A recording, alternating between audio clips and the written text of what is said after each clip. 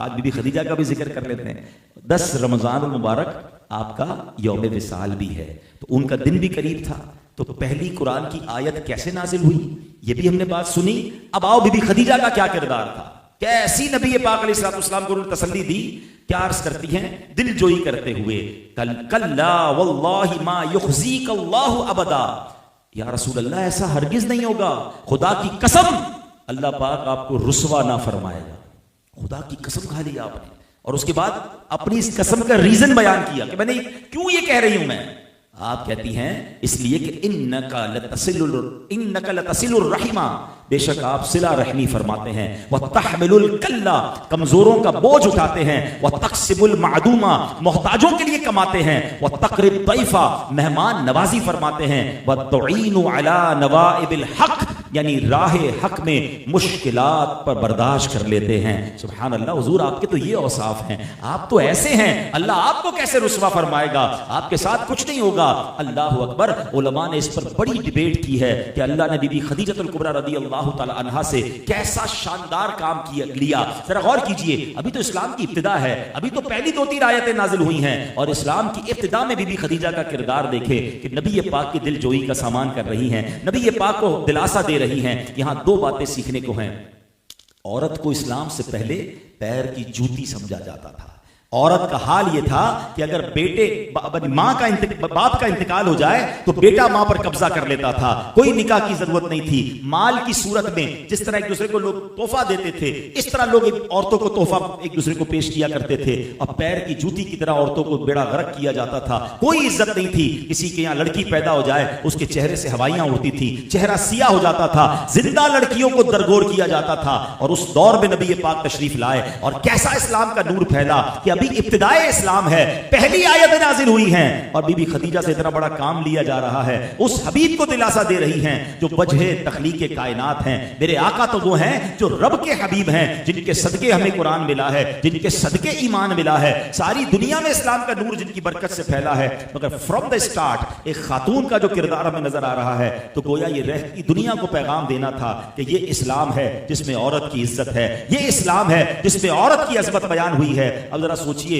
पहली आयतों के नुज़ूल के वक्त आपकी फरासत का और आपकी अकलमंदी का यह आलम था। जब बाद में कुरान पूरा नाजिल हुआ होगा और बहुत सारी आयतें नाजिल होती गई, तो बीबी खदीजा को सुभान अल्लाह फिर उनके इल्म में कैसा इजाफा हुआ होगा। और एक बहुत खूबसूरत दूसरी बात हमें यह पता चल रही है। अब यह बात मैं अपनी बहनों से, अपनी माओं से करना चाहूंगा, चूंकि मेरा यह बयान लाइव टेलीकास्ट हो रहा है, बाद में भी लोग सुनेंगे कि औरत का मर्द के साथ किरदार क्या होना चाहिए। अगर घर के मर्द को कोई टेंशन है, कोई प्रॉब्लम है, तो प्रॉब्लम में इजाफा करना काम नहीं है, बल्कि प्रॉब्लम में दिल जोई करना। ये बीबी खदीजा की सीरत हमें सिखा रही है। और ये बात दुनिया ने देखी है कि अगर बंदा अपने घर में स्ट्रांग होता है, अपने घर में उसे प्यार मिलता है, अपने घर में दिलासा मिलता है, वो सारी दुनिया के तूफानों से निकल जाता है। लेकिन अगर घर में ही टेंशन है तो बेचारा बाहर भी हार जाता है। तो अगर मेरी बहनें, मेरी माएं ये बयान सुने, बीबी खदीजा रदियल्लाहु तआला अन्हा का आपको सदका और उनका वसीला आपको पेश कर रहा हूं। हम उनके गुलाम हैं, उस खानदान के गुलाम हैं। कभी भी आपके घर में आपके भाई, आपके वालिद, आपके शौहर किसी टेंशन में हो, कारोबारी मुश्किल में हो, जॉब का मसला हो, अगर फाइनेंशियल इश्यूज भी हो, उनको टॉन्ट ना करना, उनको तंज ना करना, बल्कि उन्हें हौसला दें। देखिए, मुश्किल वक्त के बाद अल्लाह ने राहत रखी होती है। और मैं अपनी जिंदगी का एक तजर्बा बयान किया करता हूं कि जिस औरत ने मुश्किल वक्त में अपने शौहर का साथ दिया है, अल्लाह ने उसे अच्छे दिन जरूर दिखाए हैं। हाँ, मुश्किल में जो छोड़कर जाने की बातें करते हैं, मुश्किल में जो मजीद जलील करते हैं और प्रॉब्लम अपने लिए खड़ी करते हैं। जो औरतें घर में क्या करती हैं, आप तो लाके कुछ नहीं देते, सब बराबर वालों ने तो फला चीज भी खरीद ली, फला रिश्तेदार ने तो इतना बड़ा घर ले लिया, उन्होंने नई गाड़ी ले ली, फला ने जेवर ले लिया, वो रोज प्रेशर है। और एंड ऑफ द डे फिर वो मर्द या तो डिप्रेशन का मरीज बनता है, या फिर अल्लाह ना करे गलत काम की तरफ जाता है कि चलो भाई अब तो घर वालों की फरमाइशें पूरी नहीं हो रही, तो कभी चोरी की तरफ, कभी नाजायज और हराम की तरफ, और एंड ऑफ द डे पूरा घर कोलैप्स होता है। तो मेरी बहनों, मेरी माओ, अपने शौहर, अपने भाई, अपने वालिद को जुमला कहा करो जो पहले के जमाने की औरतें कहती थी कि हम थोड़े पर गुजारा कर लेंगे, हमें हराम रोजी कमा कर मत खिलाना, तो इंशाअल्लाह अल्लाह आपके हलाल में भी बरकत डाल देगा। बीबी खदीजतुल कुबरा रदियल्लाहु तआला अन्हा वो अजीम हस्ती हैं। याद रखिएगा कि आप इस्लाम में सबसे पहले, औरतों में सबसे पहले ईमान लाने वाली खातून बीबी खदीजतुल कुबरा रदियल्लाहु तआला अन्हा है। अच्छा, फिर सबसे पहले नबी पाक के बाद किसी ने नमाज अदा की है तो बीबी खदीजतुल कुबरा रदियल्लाहु ताला अन्हा है, क्योंकि नमाज का हुक्म जब जिब्रील अमीन लेकर आए और नबी पाक को प्रैक्टिकल वुजू और नमाज पढ़ के दिखाया तो नबी पाक ने वो काम फिर बीबी खदीजा को बताया। और प्यारे आका के बाद सबसे पहले वुजू अगर किसी ने किया, सबसे पहले नमाज अदा की, अल्लाहु अकबर, वो भी हमारी अम्मी हुजूर हजरत खदीजा रदियल्लाहु ताला अन्हा है। और कुरान उम्महातुल मोमिनीन के बारे में क्या फरमाता है? कुरान कहता है अन्नबिय्यु औला बिल मुमिनीन मिन अनफुसिहिम व अज़वाजुहु उम्महातुहुम। तर्जुमा कंजुल इरफान, ये नबी मुसलमानों के उनकी जानों से ज्यादा मालिक हैं और इनकी बीवियां इनकी माएँ हैं। हमारे आका अलैहिस्सलाम की जो अज़वाज हैं वो मोमिनीन की माएँ हैं, वो उम्महातुल मोमिनीन हैं। और हजरत खदीजा को वो शरफ हासिल है। बीबी खदीजा पूरी दुनिया में जितने सैयद है ना, सब सैयदों की नानी हजरत खदीजा रदियल्लाहु ताला अन्हा है। इस कदर उनके फजाइल हैं। चले कुछ उनके बारे में और सुने। आपकी उम्र, नबी पाक की उम्र 25 साल थी, बीबी खदीजा की उम्र 40 साल थी। ये पहला निकाह नबी पाक ने फरमाया। और प्यारे आका अलैहिस्सलाम ने जब तक बीबी खदीजा का विसाल नहीं हुआ कोई दूसरा निकाह नहीं फरमाया। नबी पाक उनसे इतना प्यार फरमाते थे, इतनी मोहब्बत फरमाते थे कि बाद में और अज़वाज तो आ गई, मगर कई मौके पर नबी पाक बीबी खदीजा का जिक्र किया करते, उन्हें याद किया करते और फरमाया करते, जिस वक्त मेरा कोई साथ देने वाला नहीं था, जिस वक्त मेरी कोई हेल्प करने वाला नहीं था, खदीजा ने अपने माल के जरिए, अपने सपोर्ट के जरिए मेरी हेल्प की। और आप बीबी खदीजा की सहेलियों को, आपकी रिश्तेदारों को तोहफे भिजाया करते थे। इतना नबी पाक उनसे मोहब्बत फरमाते। और हजरत खदीजा रदियल्लाहु ताला अन्हा, याद रखिए, मेरे आका अलैहिस्सलातु सलाम की कुल 7 औलादें हुई, ये भी हमें पता होना चाहिए। 4 शहजादियां और 3 शहजादे, यानी 4 बेटियां और 3 बेटे। और 4 शहजादियां कौन सी हैं? हजरत ज़ैनब, हजरत रुकैया, हजरत उम्मे कुलसूम और बीबी फातिमा खातून जन्नत रदियल्लाहु ताला अन्हा। नबी पाक के 3 साहबजादे हुए, हजरत कासिम, हजरत अब्दुल्ला और हजरत इब्राहिम रदियल्लाहु ताला। अब इन 7 बच्चों में हजरत इब्राहिम जो थे वो हजरत मारिया किप्तिया रदियल्लाहु ताला से औलाद हुई, शहजादे थे उनके। बाकी सब औलाद नबी पाक की हजरत खदीजा रदियल्लाहु ताला अन्हा से हुई। तो सुभान अल्लाह, आप तमाम सैयदों की नानी। और नबी पाक अलैहिस्सलाम फरमाया करते, फरमाया हादिही सिद्दीकतु उम्मती, ये मेरी उम्मत की सिद्दीका है। सुभान अल्लाह। और प्यारे आका अलैहिस्सलाम ने एक बार जमीन पर 4 लकीरें खींची। Look at the way for to make understand सहाबा-ए-किराम। सहाबा-ए-किराम को समझाने का अंदाज क्या था? जमीन पर 4 लकीरें खींची तो साहबा ने अर्ज़ किया, हुजूर ये क्या है? नबी पाक फरमाया, जानते हो ये क्या है? हुजूर आप बताएं, अल्लाह जाने, अल्लाह का रसूल जाने। फरमाया, ये 4 जमीन औरतों में, दुनिया में, कायनात में सबसे ज्यादा फजीलत वाली 4 औरतें हैं। नंबर 1 फरमाया खदीजा बिन खुवैलद, यानी हजरत खदीजतुल कुबरा रदियल्लाहु ताला। सेकंड फरमाया फातिमा बिनते मोहम्मद सल्लल्लाहु अलैहि वसल्लम, नबी पाक की शहजादी बीबी फातिमा रदियल्लाहु ताला। फिर फरमाया फिरऔन की बीवी आसिया बिनते मुज़ाहिब। अब देखिए अल्लाह की शान देखें, बीवी किसकी है? फिरौन की है, मगर ऐसी ईमान वाली थी और अल्लाह ने फिरौन से फिजिकल कनेक्शन से भी उन्हें बचा के रखा।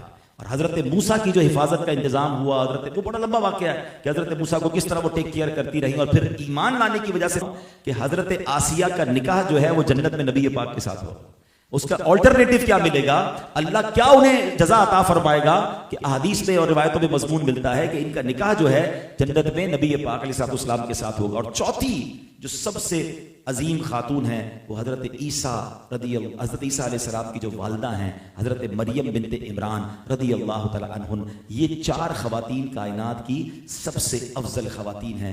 10 रमज़ान मुबारक जो है हजरत खदीजा रदियल्लाहु ताला अन्हा का, मैंने जैसे कि बताया कि आपका वफात मुबारक का साल 65 साल की उम्र में आपकी वफात हुई।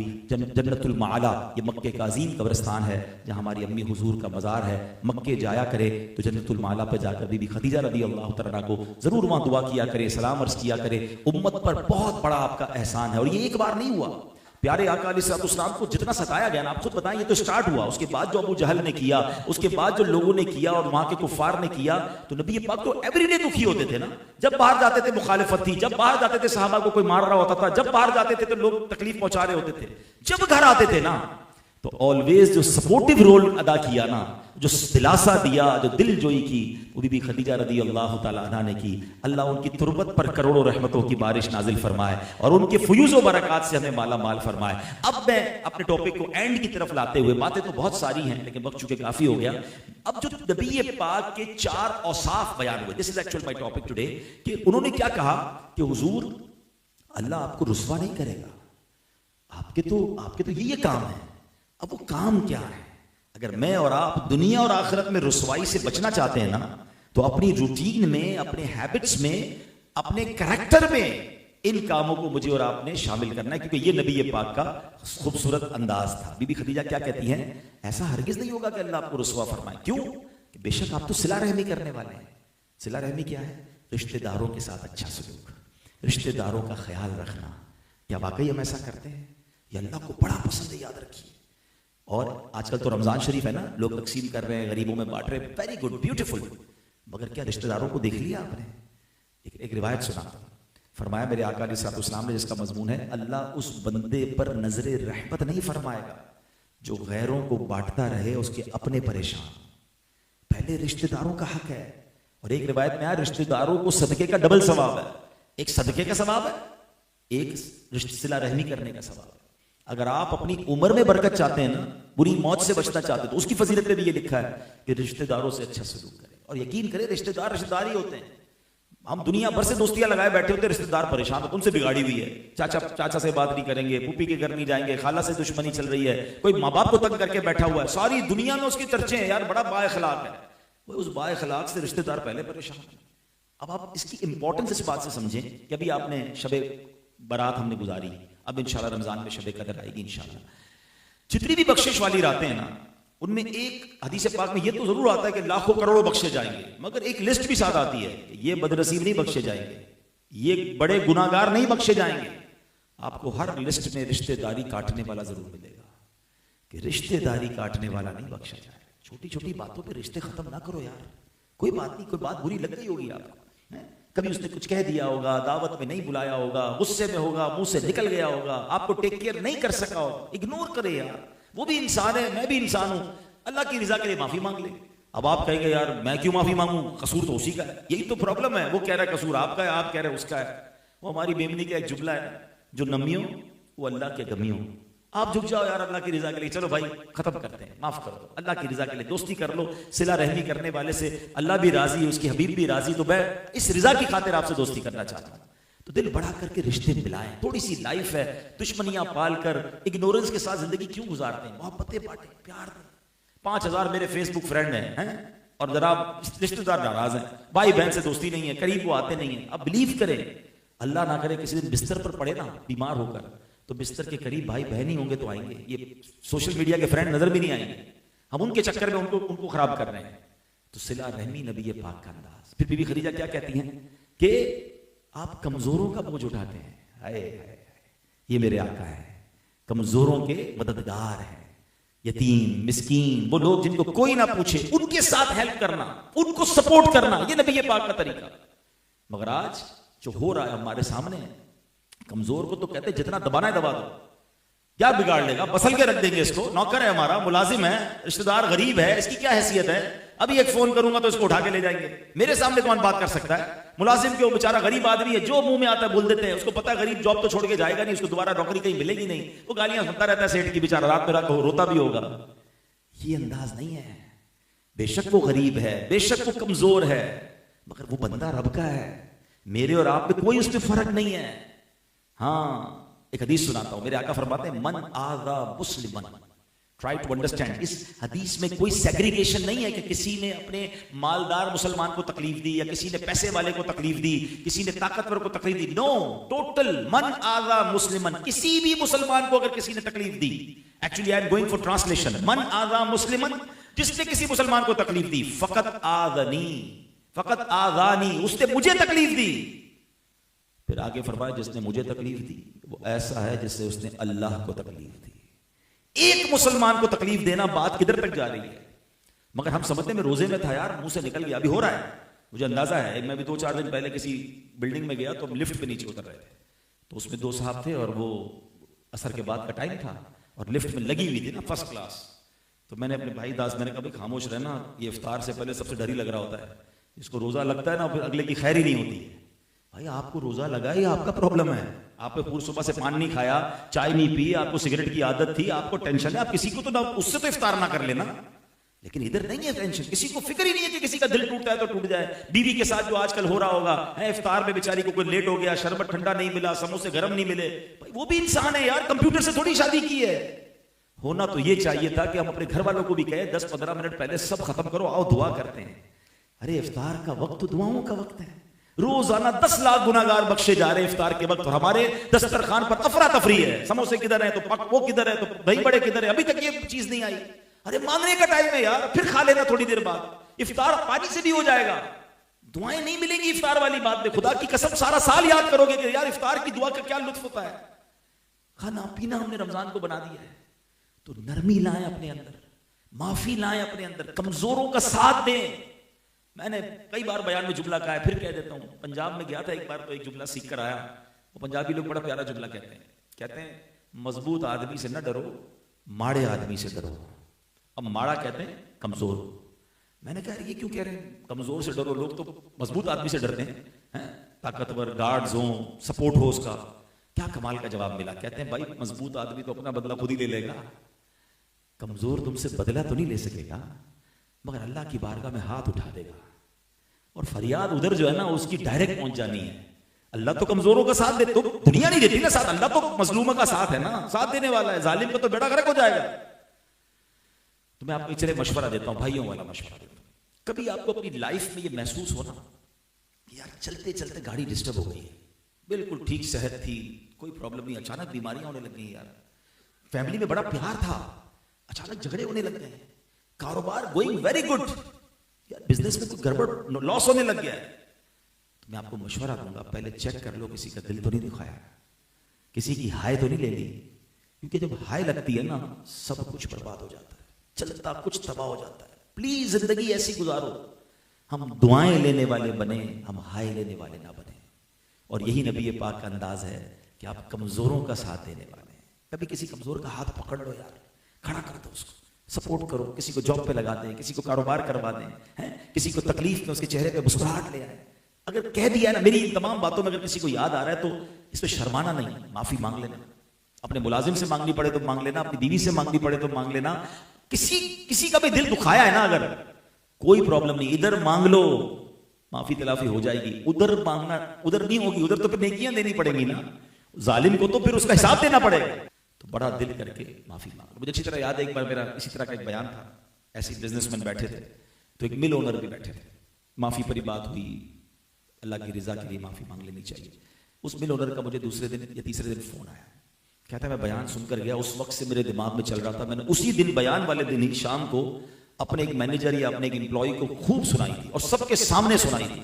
अब मैं रात भर सोचता रहा कि यार मैंने उसका बहुत दिल दुखाया। मैं हिम्मत मेरी नहीं हो रही थी कि मैं डायरेक्टर ऑफ द कंपनी और मैं अपने एम्प्लॉय से माफी कैसे मांगू। बोला आपका बयान सुना, बस कंफ्यूज चलता रहा, सर पे बड़ा बोझ था। आज हिम्मत करके मैंने उसको बुलाया और मैंने उसके माफी मांग ली उससे। कहते मेरे सर से बहुत बड़ा बोझ उतर गया, आपका बहुत शुक्रिया, मेरा ये मसला हो गया। अच्छा किया उन्होंने, हिम्मत की, तो मांग लेनी चाहिए।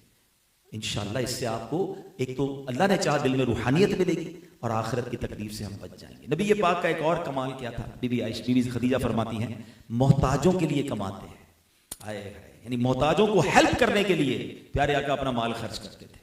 यतीमों के बारे में नबी पाक के बड़े कमाल के फरमान है। आप फरमाते हैं जिसका मजमून है कि मैं और यतीम की किफालत करने वाले क़यामत के दिन इस तरह होंगे, जन्नत में नबी पाक अपने साथ ले जाएंगे, 2 उंगलियां मिलाकर फरमाया बेहतरीन दस्तरखान वो है कि जिस दस्तरखान पर यतीम होता है। बदतरीन लोग वो हैं या बदतरीन घर वो है जहां यतीम हो और उसके साथ बुरा सलूक किया जाता है। हदीस पाक में आता है जिसका मजमून है जो किसी यतीम के सर पर हाथ फेरे मोहब्बत और शफकत के साथ, सर पर जितने बाल है उतनी नेकियां मिलेंगी। हाथ फेरने पर इतना सवाब है तो खाना खिलाने पर, अच्छा कपड़े पहनाने पर, उसको टेक केयर करने पर कितना सवाब होगा। मैं आपको मशवरा देता हूं, आप यतीमों का कुछ ना कुछ पोर्शन अपने जिम्मे ले लीजिए। अल्हम्दुलिल्लाह हमारी दावत इस्लामी पूरा मदनी होम यतीम खाना बना रही है। आप ये सोचे ना मेरे 4 बच्चे हैं, 5 बच्चे हैं, 3 बच्चे हैं, 3 घर में पल रहे हैं, मैं 2 यतीमों का भी खर्चा उठा लेता हूँ। वो खाएंगे पिएंगे, इंशाल्लाह तालीम हासिल करेंगे, मुझे नेकियां मिलेंगी, ताकि ये फजीलत मुझे हासिल हो जाए। तो नबी ये पाक के प्यारे इस्लामी भाइयों ये अंदाज हैं। तो माह रमजान में एक्चुअली हमें अपने आप को प्यूरिफाई करना है। खाना पीना रोकना ही सिर्फ रोजा नहीं है। हदीस पाक का मजमून है कि जो बंदा जिसको रमजान गुनाहों से ना रोक सके उसके भूखा प्यासा रहने की अल्लाह को कोई जरूरत नहीं है। भूखे प्यासे तो हैं मगर सारे गलत काम चल रहे हैं। जैसे मैंने बयान के शुरू में कहा कि रमजान में गुनाह नहीं करना है, तो आंख का भी रोजा है, जबान का भी रोजा है, कान का भी रोजा है। हराम सुनना नहीं है, हराम बोलना नहीं है, हराम देखना नहीं है, हाथ से कोई हराम काम करना नहीं है, ये रोजा है ना। तो फिर इंशाल्लाह इसकी बरकतें मिलेंगी। तो ए मेरे प्यारे इस्लाम भाई, मुख्तसरन मैंने आज कुरान की पहली आयत किस सिनेरियो में नाजिल हुई, कल्बे मुस्तफ़ा को अल्लाह ने कैसी ताकत अता फरमाई, और वो अजीम खातून जिनका दिन अगले कुछ दिनों बाद आना है, उनका जिक्र खैर भी हुआ। अल्लाह हम सबको आज की इस महफिल की बरकतें अता फरमाए, जो बातें सुनी उसे याद रखने और उस पर अमल करने की तौफीक अता फरमाए। बयान के शुरू में मैंने एक बात कही थी कि मेरे आका रमज़ान में खूब सखावत फरमाते थे, तो आप भी अल्लाह की राह में खूब खर्च करें। ज़कात का टाइम आ गया तो पूरी दें, इसमें डंडी ना मारें। ये भी मेरा एक एक्सपीरियंस है कि जब तक ज़कात हज़ारों लाखों में बनती है ना तो लोग निकाल देते हैं, जब ज़कात करोड़ों में बनने शुरू होती है ना, असल इम्तिहान जब शुरू होता है। तो मैं तो एक दुआ करता रहता हूँ, अगर आपको भी अच्छी लगे तो आमीन कह दें कि मेरे मौला मुझे वो माल मत देना जिसकी ज़कात मुझे भारी पड़े। जब माल वो दे मालिक के ज़कात दिल खोल कर खुश दिली के साथ अदा कर। You know what was happen with the कारून, कारून के साथ क्या हुआ था, उसका यही प्रॉब्लम था। कारून कितना मालदार था, आजकल रेस लगी हुई है ना, बिलियनर्स कौन है और टॉप 10 कौन है, तो फलां कैटेगरी में कौन आता है, तो फलां क्लास में कौन आता है। कारून की क्लास क्या थी, कुरान बताता है कि उसकी खजानों को नहीं, उसकी खजानों की चाबियां ऊंटों की पूरी जमात उठाती थी। एक रिवायत के मुताबिक 40 ऊंट चलते थे जिसमें खजाने की सिर्फ चाबियां होती थी। तो ट्राई टू अंडरस्टैंड माल कितना होगा, इतना पैसे वाला था। अच्छा, सिर्फ पैसे वाला नहीं था, कारून को तो बहुत सारी ब्लेसिंग्स हासिल थी। वो हजरत मूसा का कजन था, बड़ा ब्यूटीफुल चेहरा था उसका, उसको मुनव्वर कहते थे उस जमाने के लोग। तौरात का आलिम भी था, यानी अगर आज के दौर में हम किसी को सबसे ज्यादा कमाल वाला बंदा समझे कि यार एक आलिम भी हो, दीन भी सीखा हुआ हो, बेहतरीन फैमिली से भी हो, गुड लुकिंग भी हो और दुनिया का सबसे अमीर आदमी भी हो, तो सब मिल गया था ना उसको, और क्या चाहिए था उसे। मगर प्रॉब्लम क्या हुई, हजरत मूसा ने उसको ज़कात का हुक्म दिया, अल्लाह की तरफ से हुक्म आया था। अच्छा, उस जमाने में 2.5% ज़कात नहीं थी, 0.01% शायद बनेगी 1000 पर एक। चार्टर अकाउंटेंट और ये अकाउंट्स वाले फाइनेंस वाले लोग तो ये हैं, लेकिन 1000 पर एक कितना बनेगा, 0.1%, 1% भी नहीं बना ना, 0.1%। मगर जब उसने 0.1% को कैलकुलेट किया तो वो भी उस जमाने के अरबों रुपए बनते थे। उसने ज़कात का इनकार किया, हजरत मूसा से लड़ाई की, और एंड ऑफ द डे क्या हुआ, अपने खजाने के साथ जमीन में गर्क कर दिया। कुरान का वाकया है ना। प्रॉब्लम यही है कि जब बंदा ज्यादा मालदार होता है ना और ज़कात उसकी करोड़ों में बनने लगती है, तो बंदा फिर रास्ते ढूंढता है, यार ईदा से बचाएगी नू, ईदा से अगियावा से करेगी नू, इतना तो न था हूं यार, थोड़े भी चल जाएंगे। अब उसके दिल में ये वसवसे आना शुरू हो जाते हैं। खुदा के वास्ते ज़कात माल का मैल है। और एक और मैं एक ऐसी बात करने जा रहा हूं जो अल्लाह करे आप पिक कर लें, कि चूंकि हमारा पूरी दुनिया में ट्रैवल रहता है, लोगों से मिलते हैं, ज़कात के हवाले से बात होती है, एक बहुत बड़ी ब्लेसिंग, जितना हम शुक्र अदा करें अल्लाह पर। मैं किसी कौम को क्रिटिसाइज नहीं कर रहा, क्योंकि लाइव जा रहा है, किसी कौम को क्रिटिसाइज नहीं कर रहा। मैं पूरी दुनिया में ट्रैवल किया है, आज भी जो मेमन जमात के अंदर अल्हम्दुलिल्लाह ज़कात देने का और उसकी फिक्र, और बाज लोग पूरी जिस तरह अच्छे तरीके से निकालते हैं, मैंने बहुत कम लोगों में देखे हैं और भी हैं। मगर तो मुझे प्रॉब्लम नजर आ रहा है ना कि ये ब्लेसिंग क्यों मिली मुझे और आपको। हमारे माँ बाप ने हमारी तरबियत की, मगर हम आगे क्या कर रहे हैं, हम ये काम अपने बच्चों के साथ नहीं कर रहे हैं। अब हम किसी से बात करते हैं ना, भाई चैरिटी आप कहाँ करते हैं, तो बोला मुझे क्या पता, अब्बू करते हैं। हमारे दादा को पता है, दादा हुजूर ने सारी चैरिटी, सारे दीन के काम अपने हाथ में रखे हैं, बच्चे को कुछ सिखाया ही नहीं, वो घूम रहे हैं, फिर रहे हैं, बिजनेस कर रहे हैं। भाई आपने दुनिया से जाना है, आपके जाने के बाद बेटे को पता ही नहीं होगा ज़कात कैसे निकालनी है, ज़कात देनी किधर है। अच्छा, इतनी ज़कात बनती है तो क्यों दूं भाई, नहीं, ये काम अपने बच्चे के हाथ से करवाएं। ये हक है औलाद, माँ बाप का, औलाद का हक है माँ बाप पर कि बाप उसे सखावत सिखाए। ये आपके जाने के बाद लेगेसी रहेगी आपकी। आज मैं और आप अगर अल्लाह की राह में खर्च कर रहे हैं तो हमारे माँ बाप ने सिखाया था। हम अपने बच्चों को इन कामों से दूर न रखें और ज़कात बताएं उनको कि बेटा करोड़ बने या अरबों बने, खुश दिली से देना, टेंशन मत लेना। भाई अगर किसी की करोड़ों में ज़कात है तो अल्लाह ने अरबों दिए हैं ना, तो खर्च करें, ज़कात भी खर्च करें, उसके बाद और भी अल्लाह की राह में खर्च करें, तो इंशाअल्लाह अल्लाह करीम माल में बढ़ाने वाला है। तो जैसे मैंने कहा, रिश्तेदारों में दें, गरीबों में दें। उसके बाद मेरी गुजारिश है कि आशिकान रसूल की एक अजीम और शान तहरीक, जिसका पैगाम 150 से ज़्यादा मुल्कों में पहुंच चुका है, हमारे 16,000 से ज़्यादा मदरसे हैं। मैं बच्चों की, स्टूडेंट्स की बात नहीं कर रहा हूँ, ब्रांचेस की बात कर रहा हूँ। मोर देन 16,000 मदरसे हैं, जिसमें 5 लाख से ज़्यादा बच्चे और बच्चियाँ बगैर फीस के कुरान पाक पढ़ रहे हैं, दरस निज़ामी कर रहे हैं। और इसका रिजल्ट क्या हुआ है कि अब तक 5 लाख से ज़्यादा हाफिज़ कुरान या नाजरा पढ़ने वाले या उलमा बन चुके हैं। ये तो सिर्फ एक डिपार्टमेंट हुआ ना, फिर अल्हम्दुलिल्लाह हम स्कूल बना रहे हैं, कॉलेजेस बना रहे हैं, मसाजिद बना रहे हैं, वेलफेयर के काम देखें तो माजूर बच्चों के सेंटर चल रहे हैं। जनाब जब भी जरूरत पड़ती है वतन को तो अल्हम्दुलिल्लाह वहां आपको दावत इस्लामी वाले नजर आएंगे। इस पर गजा में काम हो रहा है, तुर्की में काम हो रहा है, तो कौन सा ऐसा शोबा है जो दावत इस्लामी उसमें काम नहीं कर रही है? तो मेरी गुजारिश है कि अपनी ज़कात अपने डोनेशन में दावत इस्लामी का हिस्सा भी ज़रूर रखें। अल्लाह करीम आज के दिन की बरकत अता फरमाए। बिलखुसूस अशफाक भाई को मुबारकबाद पेश करूंगा, हर साल बड़ी मोहब्बत से महफिल से जाते हैं। अल्लाह इस महफिल को इनके नेक मकासद में कामयाबी का जरिया बनाए। आमीन बिजाहि नबी अमीन सल्लल्लाहु अलैहि वसल्लम।